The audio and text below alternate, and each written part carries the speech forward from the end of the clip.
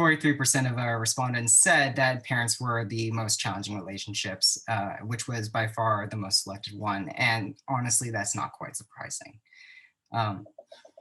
And so there's a lot of different aspects to parent-child relationships that can make them challenging. The one that kind of impedes on me the most is kind of summed up in this survey response that we got, which was, my parents always believe they're in the right and don't listen, / they micromanage my work. So what do I do? I'm definitely in that. My parents, I wouldn't say are helicopter parents. In fact, they kind of have argued that they're trying very hard not to be, because as my mom being a second generation Chinese woman, she was raised by helicopter parents. And so she kind of went into parenting being like, I don't want to be that. I don't want to be like her parents. She wanted to be a little bit more loose. But with that said, Asian parents are unfortunately kind of stereotypically very strict. And so I do kind of have some very micromanaging parents.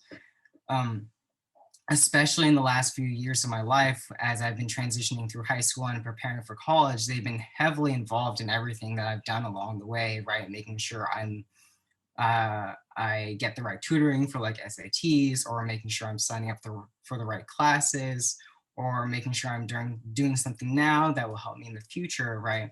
And I think it's very easy and very relatable for a lot of people to be like, can I just have control of my own life for once? Like, can you at least give me the opportunity to prove that I know what I'm doing? Because I think a lot of us feel confident in our ability to take care of our lives, and yet our parents still want us to run our lives a certain way.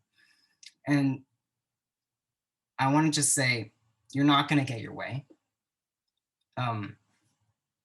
You don't, I mean, it's just a reality. If you get your way, you're going to have a struggling relationship with your parents. If they get their way, you're going to have a struggling relationship with your parents.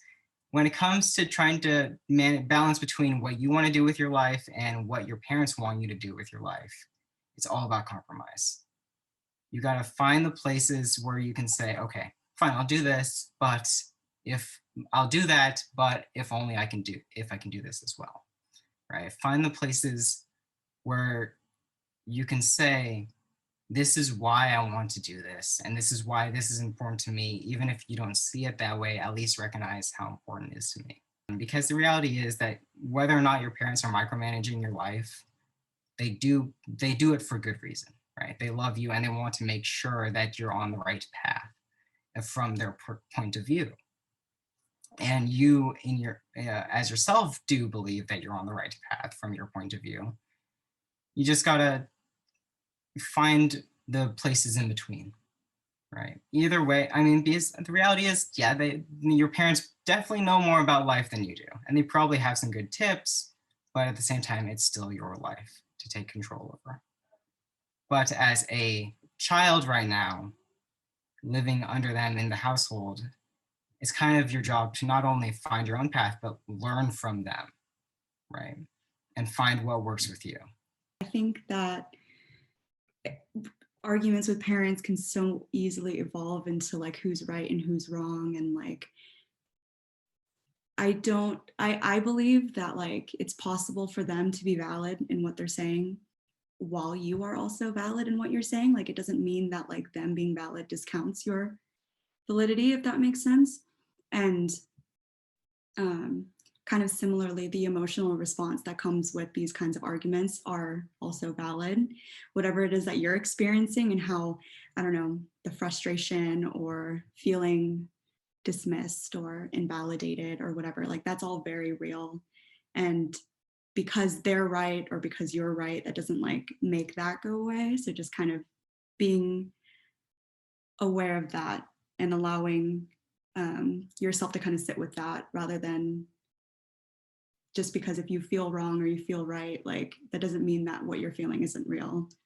Just wanted to include that as well.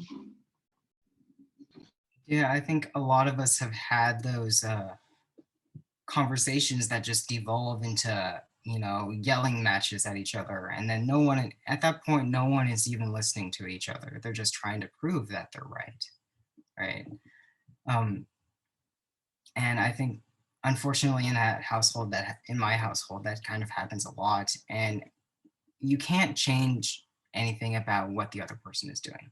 You can't go into that person's mind and make the decisions for them to change that conversation. All the power you have is what you can do on your end. So if you can demonstrate a level of resolve and a level of restraint, then, I mean, either they see it or they don't, but at least you'll be able to not have that yelling match conversation or argument, because it's just, not healthy. People, when you're in those arguments, you can feel a relationship falling apart.